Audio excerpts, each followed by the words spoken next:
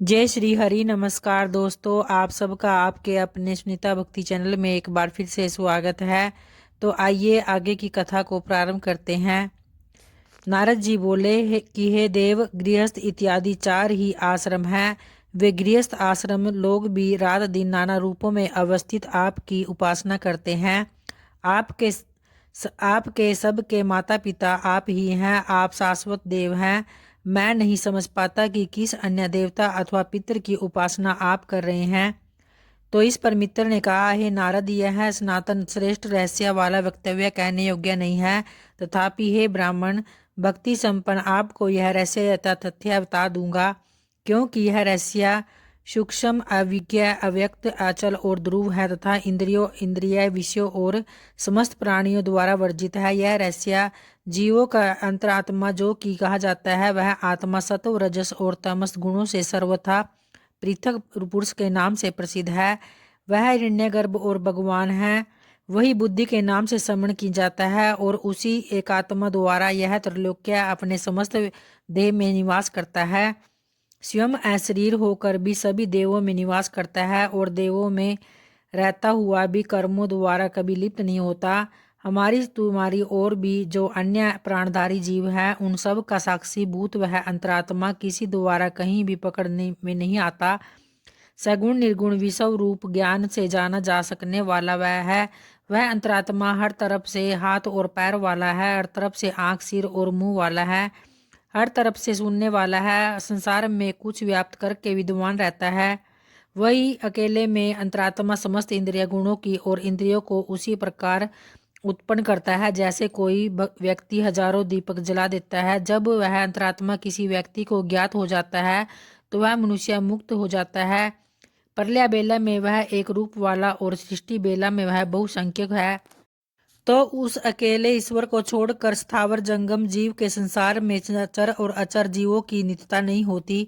वह आत्मा अक्षय, न नापने योग्य और सर्वगामी कहा जाता है। हे ब्राह्मण्य श्रेष्ठ, उसी आत्मा ने यह त्रिगुणात्मक सृष्टि उत्पन्न हुई है। अव्यक्त और व्यक्त भावों में रहने वाली वह जो प्रकृति है, उसी को ब्रह्मा की योनि समझो। जो ब्रह्मा स्वरूप तथा नित्य है। संसार में देवों और पितरों संबंधी धर्म कार्यों में उसी आत्मा की पूजा की जाती है। उससे अधिक सात्विक पिता अथवा देव अन्य कोई नहीं है। वह हम लोगों की आत्मा कहा जाता है और इसलिए मैं उसी आत्म तत्व की पूजा करता हूँ। जो प्राणी स्वर्गलोक में हैं, वे भी उसी की अर्चना करते हैं। उस आत्मा की कृपा से ही वे जीव बनाए हुए फल के अनुसार गति प्राप्त करते हैं।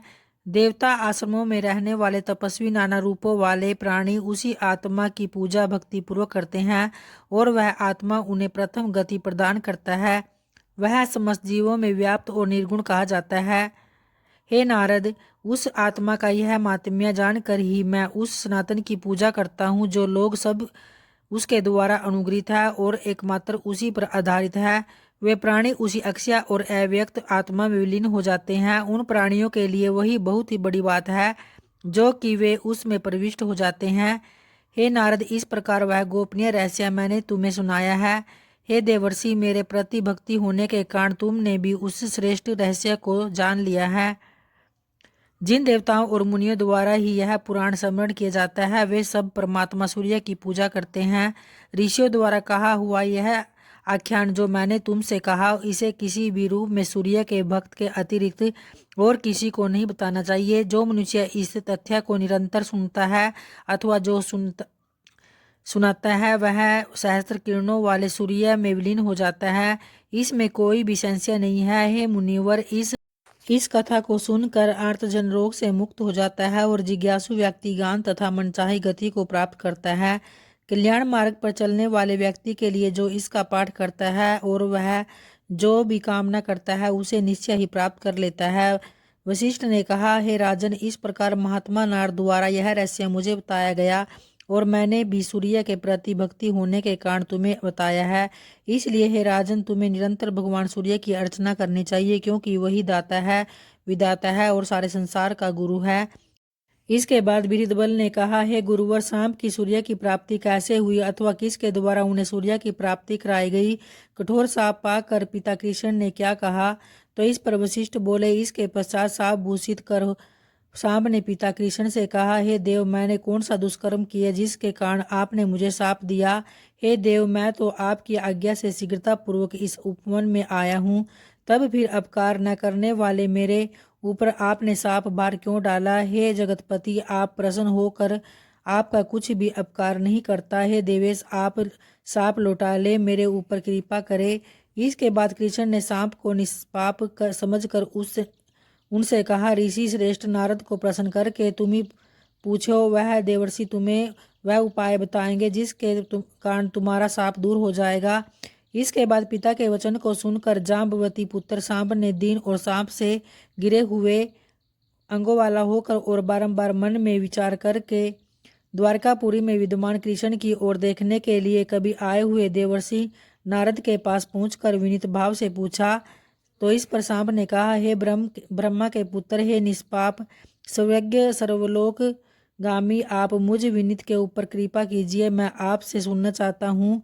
निश्चय ही आप मुझे बतलाए, समस्त देवताओं के बीच कौन सत्वन करने योग्य है, कौन श्रेष्ठ अव्यय पुरुष है, दरिद्रों के कष्ट को हरने वाला है। मैं किस किरण में जाऊं? हे महामुनि, पिता के शाप से बड़े हुए कलंक से अभिभूत मेरे मोक्ष का क्या साधन होगा? तो इस पर वशिष्ठ ने कहा, इस प्रकार पूछते हुए सांप से नारद ने कहा, कभी पर्यटन करता हुआ मैं सूर्य लोक पहुंच गया। वहां मैंने समस्त देवगणों से गिरे हुए सूर्य को देखा। वह गंधर्वों, अप्सराओं, नागों, यक्षों और राक्षसों से गिरे हुए थे। वहां गंधर्व गा रहे थे और अप्सराएं नृत्य कर रही थी। शास्त्रों और अस्त्रों को उठाए हुए यक्ष, राक्षस और नाग रक्षा कर रहे थे। और वहां ऋग्वेद, यजुर्वेद तथा सामवेद सहस्रार विद्यमान थे। ऋषिगण उन वेदों द्वारा कही गई विविध स्तुतियों से सूर्य की प्रशस्ति कर रहे थे। वह पवित्र मुख, तीनों संध्याएं सहस्रार विद्यमान थी। वहां आदित्य, आठों वसु, 11 रुद्र, मरुत तथा दोनों अश्वनी कुमार वज्र और लोह बाण लिए हुए सूर्य के चारों ओर विद्यमान थे। अन्य देवगण तो वहां तीनों संध्याओं में सूर्य की पूजा कर रहे थे और इंद्र की जय जयकार करते हुए वहीं पर खड़े थे। तो ब्रह्मा, विष्णु और रुद्र पवित्र आशीर्वाद दे रहे थे और सूर्य का रथ अरुण नाम वाला सारथी आंक रहा था। घोड़े का रूप धारण करने वाले हरे रंग के साथ छंदों से वह रथ युक्त था और उन सूर्य के पास उनकी 2 पत्नियां थी जो रानी जैसी थी। और भी अन्य नाम वाले देवगण परिचर्या करने से लग रहे थे। पिंगल वहां देवता के रूप में थे और अन्य देवता दंडनायक भी थे। उन सूर्य देवता के द्वार पर 2 कलमास पक्षी थे और इसके बाद आकाश के 4 श्रृंग सुमेरु के समान लक्षण वाले विद्यमान थे। तो इस प्रकार समस्त प्राणियों से व्याप्त नित्य प्रदीप्त जगत कल्याणकारी ब्रह्मा आदि देवताओं द्वारा गुणगान किए गए सूर्य देवता की शरण में हे सांब तुम जाओ। इस प्रकार सांब पुराण व्युत्पत्ति नामक 7वां अध्याय समाप्त हुआ। तो प्रेम से बोलिए भगवान श्री हरि की जय।